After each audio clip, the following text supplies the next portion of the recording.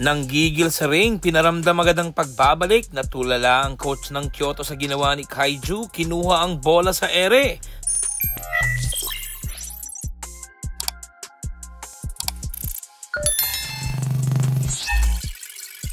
Game day, Kyoto Hanaris kontra Koshigaya Alphas.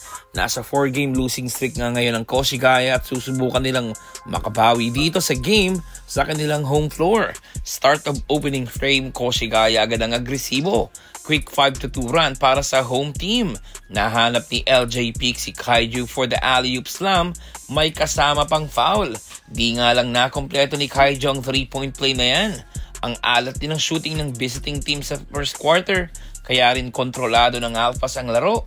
Gandang pasa from Kai to Suarez. Ganda ng fake, easy 2 points. Willing passer talaga si Kai. Same possession pero this time ay tinira ni Kaiju at pasok ang kanyang jumper. Quick 4 points para sa Pinoy big man. Hirap na hirap ang depensa talaga ng Kyoto sa haba ni Kai sa ilalim. Dapat dagdagan pa ni coach ang mga ganitong plays para sa ating bata dahil sobrang mismatch talaga.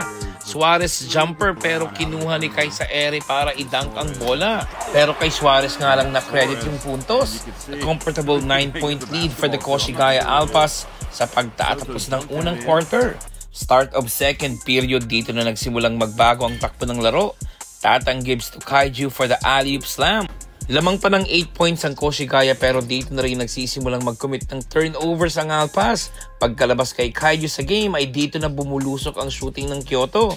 12-21 ang score sa pagsisimula ng second period at na-outscored sila ng visiting team ng 15-37 sa period na ito at down 13 points sila sa pagtatapos ng first half.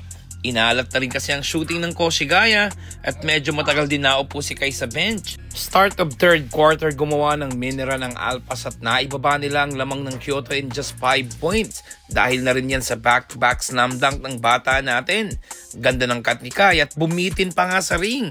Tapos itong napakagandang pasa rin mula kay LJ Peak.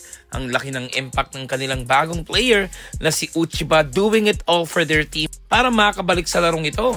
Na outscored ng Alphas ang Kyoto 29-16 sa third period. Fourth and final quarter, up 1 ang Kyoto. Kaiju for the 3, a hand on his face, pasok ang tira. Gumagawa na naman ng run ng Kyoto, 5-point lead for them at napatawag na nga ng timeout si Coach Anzai dahil nagiinit na naman ang shooting ng visiting team from the outside. Sumakit na ang ulo ni Coach Anzai dahil talo na naman sila sa game na ito ng Kyoto Hanaris, isa rin sa mga pinakamahinang team ngayong season sa liga. Kai Soto finished the game with 17 points, 4 rebounds, 3 assists at 1 block shots sa loob ng 26 minutes of playing time.